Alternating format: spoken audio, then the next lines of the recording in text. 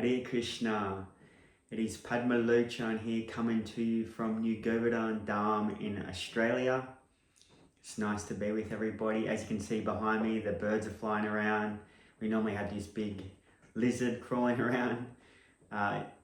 Beautiful nature here, so many different varieties of animals. It's just like Vrindavan, like Govardhan. So I'm very fortunate, and Govardhan's also here on my altar. Today I just wanted to make a video which I've been wanting to make for quite some time to show the potency, the brilliance, the magic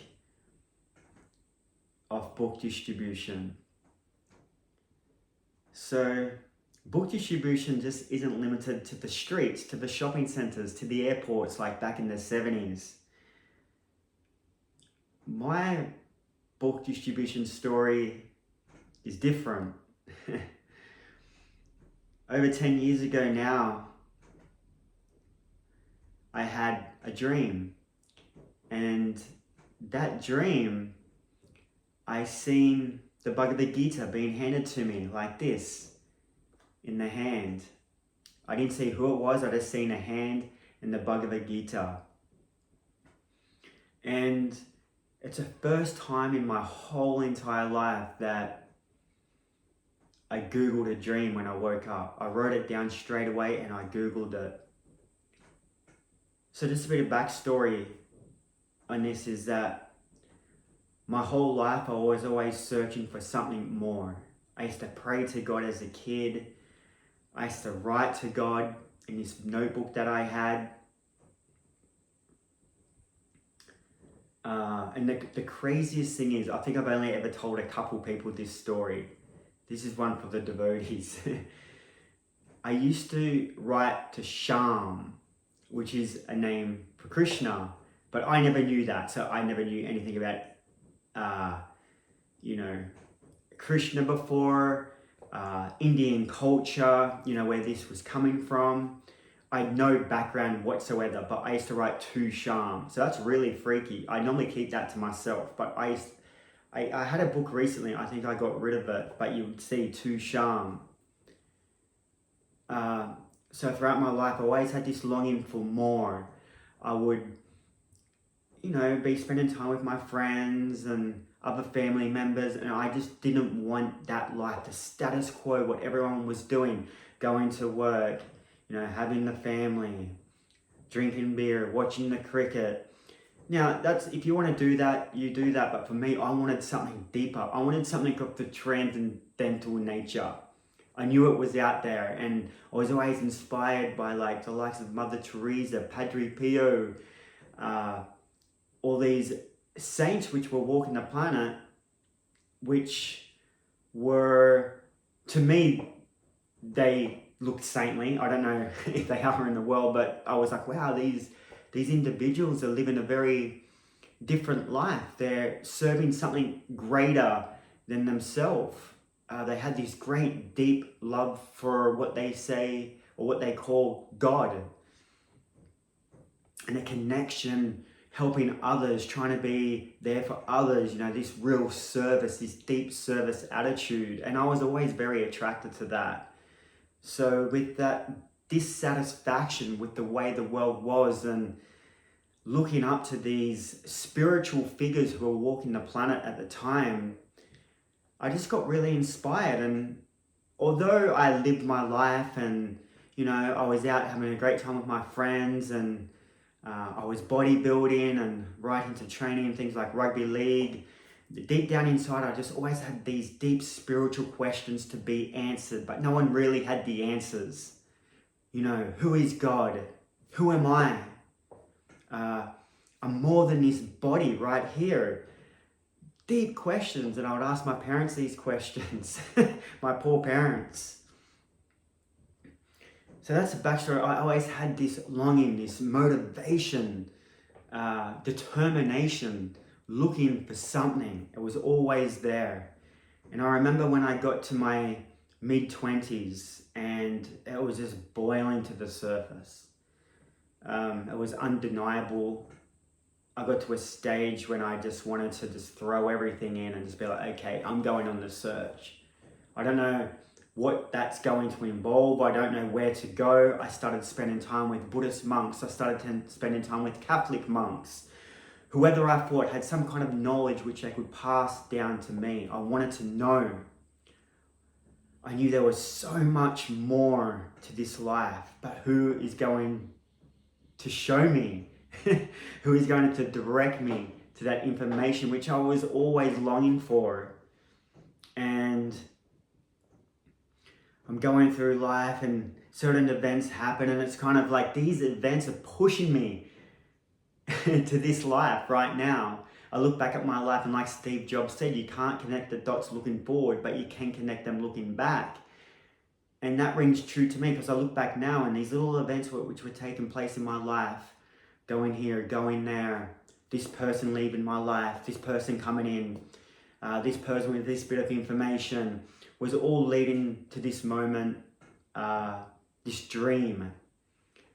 So after pretty much a lifetime, up to when I met the devotees, of questioning, longing, wanting something, and I think I just got to a stage, and I was ready, and willing to hear this information. So after many years of thinking, searching, I go to bed one night, and like I said in the start of the story, the Bhagavad Gita is being handed to me. And I didn't know anything about this book at the time. I probably read about 200 books before having that dream. A lot of meditation, Buddhist monks, Catholic monks, your St. Francis of Assisi's, going deep into their life, the kind of life that they lived, the kind of mood that they carried with them, the service attitude, the connection to something much higher than themselves. Reading lots about the soul, about love, about kindness, about this material world. Whatever I could get my hands on, I was reading so much. So I'm like, I've never seen this book. How is this? I thought I've read so many books, and somehow it slipped through my eye, my vision at the bookstores. And I go to my mum the next morning. I'm like, I've had this dream about the Bhagavad Gita. She's mentioned that she's heard it before. We both haven't read it. We go to the local bookstore. It's not there. I wanted it in person. I knew what it was like online, but I just thought I could get it from a local bookstore. And a few days later after the dream, I hadn't got the book yet. I just had this urge. I need to go to Byron Bay. So I lived on the Central Coast at the time. And I just had this longing, just by myself, go to Byron Bay. And I organised a plane ticket, a rental car for when I arrive. And next minute, I'm on a flight to Byron Bay. This was maybe a week later. Told everyone I just feel like I need to go to Byron Bay. So I'm in Byron Bay. I had a book at the time. I think it was like a Wayne Dyer book. I was really into him at the time. And I was like, okay, I'm going to read this book while I'm in Byron Bay. Just relax. Drink plenty of juices. I was right into juicing at the time, fasting. And I walk around the corner one day, and there's a devotee standing there with the Bhagavad Gita. And, he's saying that, he's involved in this tradition, and this is one of the main books that they teach, that they study. And I was really amazed, but I was more intrigued by him. That devotee is Charana. He lives here at New Govardhan. I was just really intrigued with him, his life, and what he was telling me. And I actually walked off without the book. I think I was just bewildered in the whole moment. He'd been living this style of life, and he was telling me all these amazing stories, and for some reason I didn't take the book. And I walk up the street, I got home to my hotel, and I'm like, oh my God, that's a book I've been looking for. What am I doing? And I go back to where he was, and he already packed up and went home. And that night I get on the phone to my mum. I'm like, look, I met this guy in the street. He had that book that was in my dream. And she's like, just go back tomorrow. And I'm like, yeah, I'll go back tomorrow. So I spend the morning at the beach, just getting some fresh air, doing some reading. And it gets to the same time. I think it was around 11 o'clock in the morning. And I'm like, okay, I'll go to the same juice store. Maybe he'll be on that same corner. And I walk around the corner, he's just standing in that exact spot with the Bhagavad Gita as it is, written, translated by His Divine Grace, Srila Prabhupada. I couldn't believe my luck.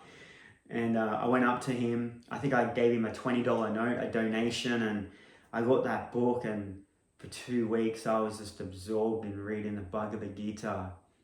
And I remember getting to the second chapter of the Bhagavad Gita, and I was just relishing and soaking the knowledge within this book. It was just ringing true to my heart, and my whole life I was longing for these answers to these questions that I had, which no one had the answers for. And the Bhagavad Gita was just explaining everything so nicely. And Srila Prabhupada, His Divine Grace, Srila Prabhupada, who I'd never met before, he had purports. So going deeper into each verse, and I was just absolutely relishing every word he was saying, and my mind was blown. And I remember just going through each chapter, and I'm getting, like, I could feel the excitement within me, and also just like a relief that after so many years of looking for something different, I knew that what was getting displayed before my eyes, it was much more than that. I just didn't have the eyes to see it, the information to take me above that. And this book was just opening up this whole new world for me. And I remember just being so blown away, so amazed. And I just remember, like I said, that second chapter was just so eye-opening. When I was reading the book, my heart was being transformed. That's how I would describe it. And I remember Googling Srila Prabhupada and going on YouTube, and he was like, yes, chant 16 rounds per day, this Hare Krishna Maha Mantra, read these books, get association of the devotees, and, worship Krishna. I was like, wow. And I remember just doing what he said. He's like, I didn't have any Japamala, which I chant on now, what devotees chant on. I had these like Buddhist, there was about 81, so I had to count. I had to do some extra rounds around these beats. But I started chanting straight away. Within a week, I was chanting 16 rounds a day. I was already following the 4 regulatory principles that we follow. That was all pretty natural to me at that time. I knew not to do that, so I was just doing that. I felt it within my heart. I read the book within 2 weeks. Like I said, completely relished the Bhagavad Gita. I'm ringing Charana Ravinda. I'm like, where are you guys? I need to come and see you. And so I go home, I fly back up, and I go to a Sunday feast, and so many people, 400 people there. There was a beautiful class. I remember Prahlada Nandaswami was giving the class. Beautiful class.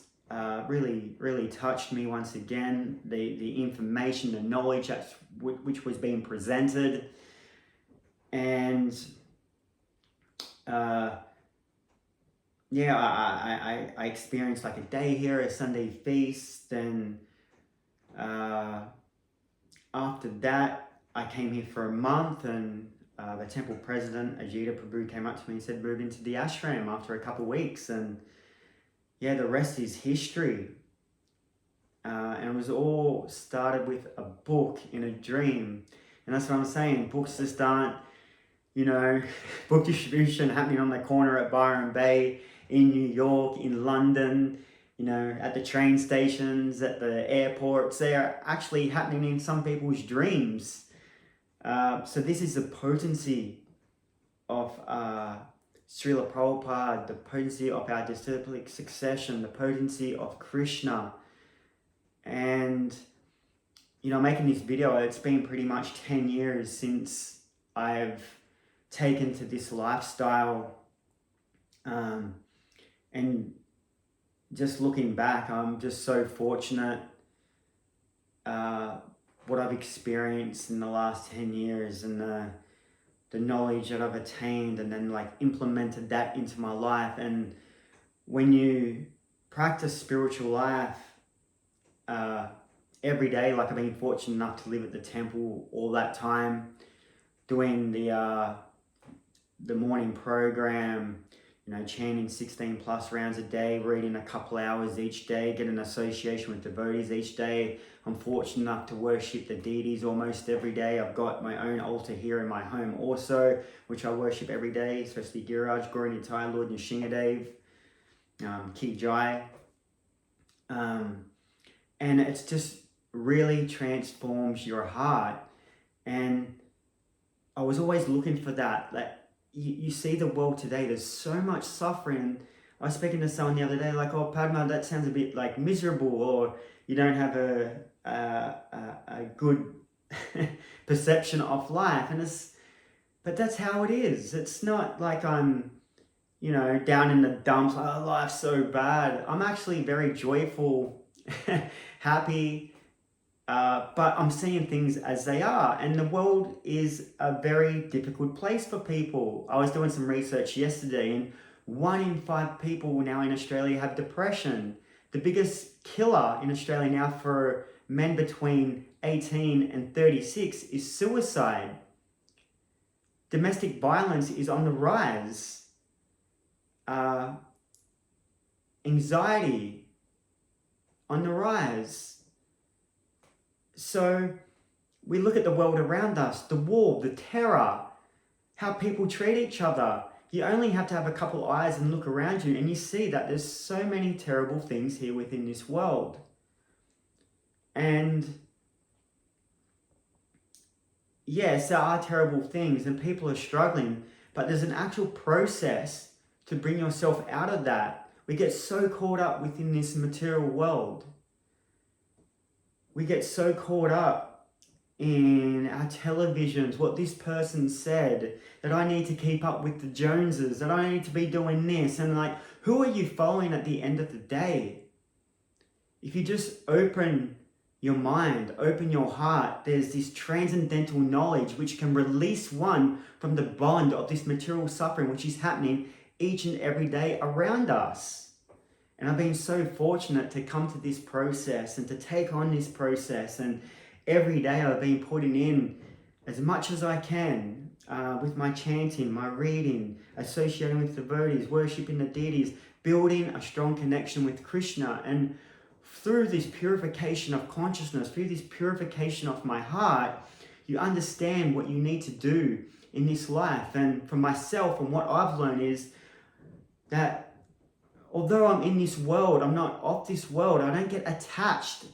I try not to be disturbed by the things happening in this world. I try to put myself in the best possible consciousness to bring my heart to a level where, although I'm in this world, I'm not getting wished and washed around like a person in the whitewash in the ocean. And if I put myself in that position, if I transform my own heart, if I transform my own consciousness, I can give my helping hand to those who are struggling within this world. And people are struggling. And someone might say, but Padma, why are they struggling? They're struggling because they're disconnected from themselves. Misidentification.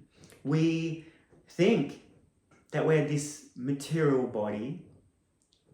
We think that these possessions are mine, this person's mine, but we're not this body, as described in the Bhagavad Gita. We're a spirit soul within this body. And that spirit soul, it's eternal, full of knowledge, and blissful. This is who we really are, and the stress, the frustration, the anger that we see on this planet is due to being disconnected from the truest essence of who we are. And I remember being a kid, I could see that. I knew that there was this disconnection, that this something was missing. It's like the puzzle, the final few pieces of the puzzle, you need to complete it so you have this clear vision. I always knew that people were suffering, turning to alcohol, cigarettes, to drugs, to TV, anything to distract them from their own minds. But through reconnecting, through yoga, bhakti yoga, which means connection, service to the Lord, we awaken that true nature which lies within each and every one of us. And that's what I've got from the Bhagavad Gita. And the other books that come along with that, the Bhagavatam, the Chaitanya Charitamrita, the CC, and so many other transcendental Vaishnava literatures. So we're so fortunate, and I'm so fortunate to be on this path, and I just pray that I can go deeper into my Krishna consciousness, that I can continue to transform my consciousness, my heart. I've got such more work to do, but I can already notice the transformations that have taken place, but also understanding that I've got much more work to do. But this is the beauty, and this is why I want to share this video with devotees and show the potency of these books, and that they still have so much value, to be out on the streets sharing this knowledge. Some say that age is over, book distribution's over, but no, get out there and do books all around the world. It's still happening, it still transforms lives. And the most important thing is that we can get our hands on this knowledge, but it's about implementing what we learn.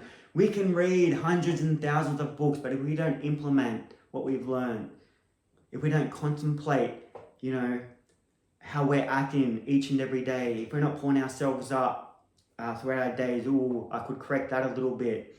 At the end of the week, just like how you do, a financial check on your bank account, do a check on yourself. What can we improve as devotees? Do I have to be so critical towards other devotees? Bhaktisiddhanta put it beautifully, and this is for everyone, devotee, non-devotee. No reason to be so critical within this world. This person should be doing that. That person did that. How about we just focus on transforming ourselves? And when we transform ourselves, our own consciousness, our own heart, we put ourselves in a position to transform others. This is the most important thing.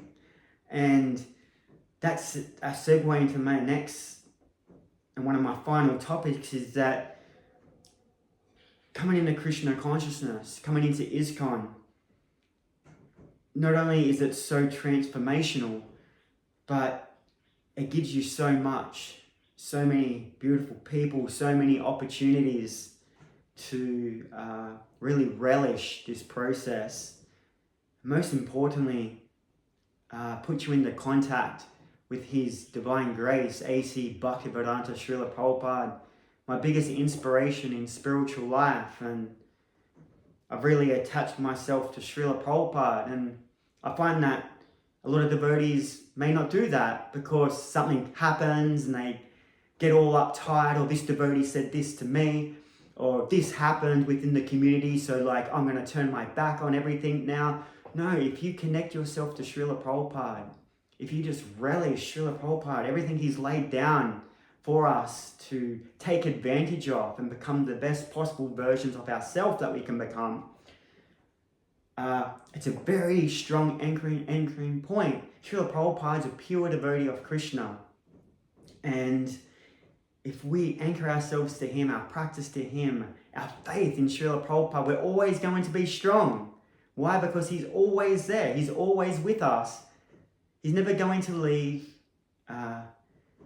He's always Srila Prabhupada, and that keeps one steady in their faith. So I've really anchored into Srila Prabhupada, and each and every day I try to do something for Srila Prabhupada, and I hope in the future I can continue to do more and more. So this is just a little bit about my book distribution story and how it's transformed my life, and I just want to appreciate all the people, all the devotees that I've come into contact with who have been in this journey with me. I want to give much love to my mother and father, Paul and Annette. They've always been massive supporters of me in this journey. I always think of them when I'm doing this process, and my brother, my sister, Braden and Rebecca. They're always with me, always supporting me. So I want to say thank you to you. Just all the devotees who have given me an opportunity to go deeper into my Krishna consciousness, all those service opportunities, all the devotees I've met around the world. I'm just very grateful, and just so grateful to my spiritual master, B. Krishna Maharaj, Srila Prabhupada, my eternal father, just opening my eyes to this world of Krishna consciousness. None of us would know that Goloka Vrindavan existed, Vrindavan Dham existed, Govardhan Hill, the Radha Damodar Temple, these places that are so ecstatic and just completely transform your life. So just feeling very blessed today, and please pray for me, all those listening, that I can continue to relish Krishna consciousness for the remainder of this life and all the lives after this, hopefully in Goloka Vrindavan next life. But that's the story of book distribution. It was a very mystical experience, but it's just it's paid really big dividends for myself. If everyone's out there listening to this video and you don't know too much about Krishna consciousness, you can always just comment below. We can sort out a Bhagavad Gita to get to you, and and maybe you also can relish the Bhagavad Gita and everything that Srila Prabhupada has laid down before us. So, Hare Krishna, thank you so much for listening. I hope I didn't ramble too much. I just wanted to really express my story and say thanks to everyone who's been involved. This Hare Krishna Maha Mantra is really just really transforms your heart. So very blessed. So I'll end with Hare Krishna, Krishna Krishna, Hare Hare, Hare Rama, Rama Rama, Hare Hare. Sending much love to everybody, and I hope to see everybody soon. Hare Krishna.